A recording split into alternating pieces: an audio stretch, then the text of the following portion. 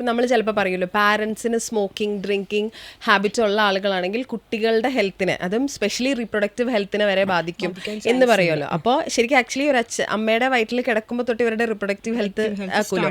അങ്ങനെ നോക്കുമ്പോൾ നമ്മുടെ പാരൻസ്, നമ്മൾ പോലും അറിയാണ്ട് ആസ് പാരൻസ് നമ്മൾ ചെയ്യുന്ന ചില പാരന്റൽ മിസ്റ്റേക്സ് ഉണ്ടാവുമല്ലോ, കുട്ടികളുടെ റിപ്രൊഡക്റ്റീവ് ഹെൽത്തിനെ ഭാവിയെ ബാധിക്കാവുന്ന കുറച്ച് മിസ്റ്റേക്സ്, അതെന്തൊക്കെയാണ്? സ്മോക്കിംഗ് ഒരു ഫാക്ടറാണ്. പിന്നെ ഫുഡ്, ഇവർക്ക് നമ്മൾ ചെറുപ്പത്തിലെ തൊട്ട് കൊടുക്കുന്ന ഫുഡ്സ് ലൈക്ക് സ്വീറ്റ് കണ്ടന്റ് കൂടുതലുള്ള സംഭവങ്ങൾ കൂടുതൽ കൊടുക്കുന്നു, പ്രോസസ്ഡ് ഫുഡ്സ് കൊടുക്കുന്നു. പിന്നെ യൂസ് ചെയ്യുന്ന ചില പാരൻസ് കുട്ടികൾക്ക് കോസ്മെറ്റിക്സ് അപ്ലൈ ചെയ്ത് കൊടുക്കും. അതൊക്കെ ഡേഞ്ചർ ആണോ?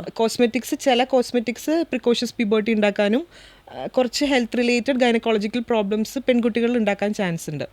ലൈക്ക് ഈ ലിപ്സ്റ്റിക് ഒക്കെ പോലെയാണ്. ലിപ്സ്റ്റിക് ഒക്കെ പോലത്തെ ജസ്റ്റ് ക്രീംസ് അപ്ലൈ ചെയ്യുന്നത്, ചില ഈ ഫേസ് ക്രീംസ് അപ്ലൈ ചെയ്യുന്നതൊക്കെ ചില കോസ്മെറ്റിക്സിലുള്ള ചില കണ്ടൻസ് ഒക്കെ കുട്ടികൾക്ക് ഇങ്ങനെ അവരുടെ റീപ്രൊഡക്റ്റീവ് ഹെൽത്തിനെ ബാധിക്കാൻ ചാൻസ് ഉണ്ട്. സ്റ്റാർട്ട്സ് ഫ്രം പ്രഗ്നൻസി, അതായത് പ്രഗ്നൻസി മുതൽ നമ്മൾ കുറേ പ്രിക്കോഷൻസ് എടുക്കുന്നതാണ്.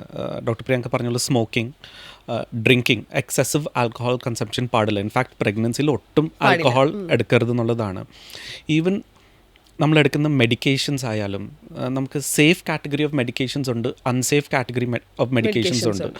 സോ എപ്പോഴും ഇൻ പ്രഗ്നൻസി നമ്മളൊരു ടാബ്ലറ്റ് എടുക്കുന്ന മുമ്പ് എപ്പോഴും നമ്മുടെ ഓബ്സ്ട്രറ്റിഷ്യൻ്റെ അടുത്ത് ചോദിക്കണം ഇത് സേഫ് ആണോ അല്ലേ. ബിക്കോസ് ഈ ടാബ്ലറ്റ്സ് പിന്നീട് it can effect the child, അവരുടെ ടീത്ത് ഡെവലപ്മെൻറ്റ്, ബോൺ ഡെവലപ്മെൻറ്റ്. ഇപ്പോഴത്തെ കുറേ പുതിയ സ്റ്റഡീസിൽ ഈ പ്രോസസ്ഡ് ഫുഡ്, അതായത് നമ്മളിപ്പോൾ ഒരു ബിസ്ക്കറ്റ് പാക്കറ്റ് എടുത്ത് നോക്കിയാൽ അതിൻ്റെ ഇൻഗ്രീഡിയൻസ് നമുക്ക് പലതും എന്താണെന്ന് നമുക്ക് അറിയില്ല. സോ ഈ പ്രോസസ്ഡ് ഫുഡ്സ് പോലെ കഴിക്കുമ്പോൾ the chances of autism have been shown to be കൂടുതലായിട്ട് കാണിക്കുന്നു. So taking a healthy organic diet, ഒരു ഹെൽത്തി ലൈഫ് സ്റ്റൈൽ എപ്പോഴും അഡോപ്റ്റ് ചെയ്യുന്നത് it's the best thing. To make it simple അല്ലേ, ഏറ്റവും സിമ്പിളായിട്ട് പറയാനായിട്ട്. ഓക്കെ, മെഡിസിൻസിൻ്റെ കാര്യം പറഞ്ഞല്ലോ ഡോക്ടർ. നമ്മൾ ഓൺ എ ഡെയിലി ബേസിസ് എന്ന് പറയുന്ന പോലെ ഉപയോഗിക്കുന്ന മെഡിസിൻസ് ഉണ്ട്. അതായത് ഇപ്പം literally on A daily basis അല്ലെങ്കിലും ഇപ്പോൾ തലവേദന വന്നാൽ ഡോളോ പോലൊരു മെഡിസിൻ, പാരസെറ്റമോള്, അതുപോലെ പെയിൻ കില്ലേഴ്സ്, ഇങ്ങനത്തെ സാധനങ്ങൾ. ആക്ച്വലി ഇപ്പോഴത്തെ ഈ റിപ്രൊഡക്റ്റീവ് പ്രശ്നങ്ങൾക്ക് ഈ മെഡിസിൻസ്, സെൽഫ് മെഡിക്കേഷൻ എന്ന് പറയുന്നത് ഒരു പ്രശ്നമാണോ? ലോട്ട് ഓഫ് ടാബ്ലറ്റ്സ് സേഫ് ആണ്. ഇപ്പോൾ for example Calpol, paracetamol, Dolo ഒരു നമ്മൾ കറക്റ്റ് ഡോസിലെടുത്താൽ അത് സേഫാണ്. ബട്ട് നമ്മൾ സ്ഥിരമായിട്ട് എടുക്കുന്നുണ്ടെങ്കിൽ എപ്പോഴും ഒരു ഡോക്ടറിനെ കണ്ടിട്ട് ഇതിൻ്റെ റീസൺ എന്താണെന്ന് കണ്ടുപിടിച്ച് അത് ട്രീറ്റ് ചെയ്തിട്ട് വേണം ഈ ടാബ്ലറ്റ്സ് എടുക്കാൻ. അൺസൂപ്പർവൈസ്ഡ് ആയിട്ട് എടുക്കരുത്.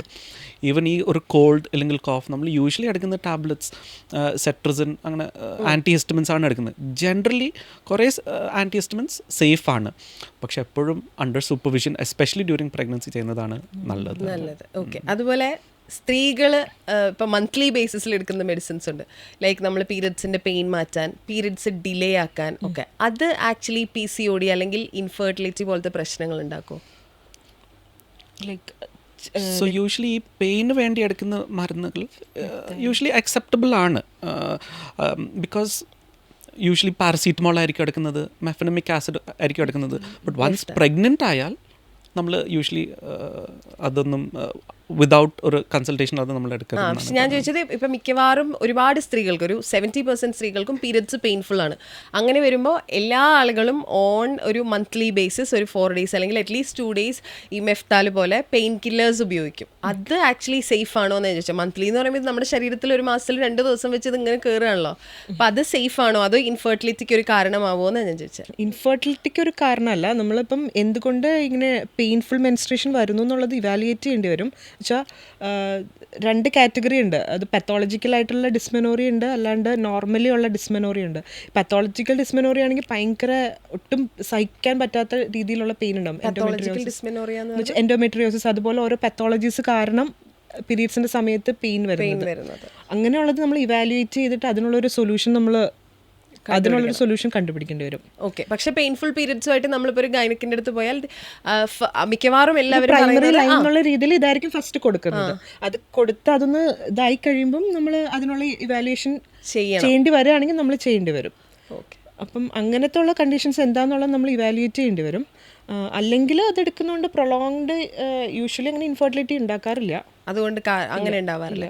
ഇപ്പോൾ ഒരാളുടെ റിപ്രൊഡക്റ്റീവ് ഹെൽത്തിനെ കുറിച്ച് നമ്മൾ ആകുലപ്പെടുന്നത് ആക്ച്വലി ഈ പറയുന്ന പോലെ കല്യാണം കഴിഞ്ഞ് ഒരു കുട്ടി എന്നൊരു പ്ലാനൊക്കെ വരുമ്പോഴാണ് നമ്മുടെ റിപ്രൊഡക്റ്റീവ് ഹെൽത്ത് എന്തോരം ഉണ്ട്, നമ്മൾ എത്ര ഹെൽത്തി ആണെന്ന് നമ്മൾ ആലോചിക്കുക. ശരിക്ക് ഒരാളുടെ റിപ്രൊഡക്റ്റീവ് ഹെൽത്ത് തുടങ്ങുന്നത് എവിടെ നിന്നാണ്, ഏത് പ്രായത്തിൽ നിന്നാണ്? അതായത് it's the earlier you get pregnant, the earlier the better. എത്രയും നേരത്തെ പ്രഗ്നന്റ് ആവുന്നത് എത്ര നേരത്തെ ആണെങ്കിലോ അതാണ് ബെറ്റർ. കാരണം പ്രായം കൂടുന്തോറും എന്ത് പറ്റും, എഗ്സിൻ്റെ ക്വാളിറ്റി കുറയും, സ്പേമിൻ്റെ ക്വാളിറ്റി കുറയും. സോ എപ്പോഴും ആസ് സൂൺ ആസ് പോസിബിൾ എന്നാണ്. ജനറലി ഒരു 32 to 33 ഇയേഴ്സ് കഴിഞ്ഞാൽ നമ്മൾ കുറച്ചുകൂടി ഒന്ന് എൻകറേജ് ചെയ്യും.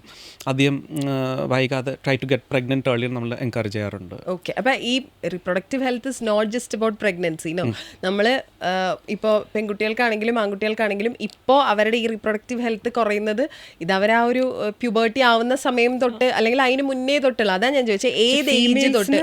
ജനിക്കുമ്പോൾ തന്നെ അവർക്കൊരു നിശ്ചിത എമൗണ്ട് ഓഫ് എഗ്സ് അവരുടെ ശരീരത്തിൽ ഉണ്ടാവും. ആ ഒരു എഗ്സ് ഓരോ മെൻസ്ട്രേഷന്റെ സമയത്തും ഓരോ എഗ് റിലീസ് ചെയ്ത് ഫൈനലി എഗ്സ് എല്ലാം തീർന്നു പോകുമ്പോഴായിരിക്കും മെനോപോസ് ആവുന്നത്. പക്ഷെ മെയിൽസിന് അങ്ങനെയല്ല, അവർക്ക് പ്യൂബേർട്ടി ആവുമ്പോഴായിരിക്കും സ്പേംസ് ഡെവലപ്പ് ചെയ്ത് തുടങ്ങുന്നത്.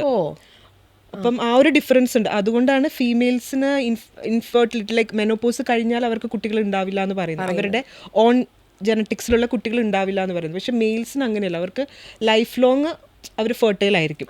ഫെർട്ടിലിറ്റി കാപ്പബിലിറ്റി കുറയുമെന്ന് മാത്രമേ ഉള്ളൂ. ഓക്കെ, അങ്ങനെ ഒരു ഡിഫറൻസ് ആണ് മെയിൽസും ഫീമെയിൽസും തമ്മിൽ ഉള്ളത്. ഓക്കെ,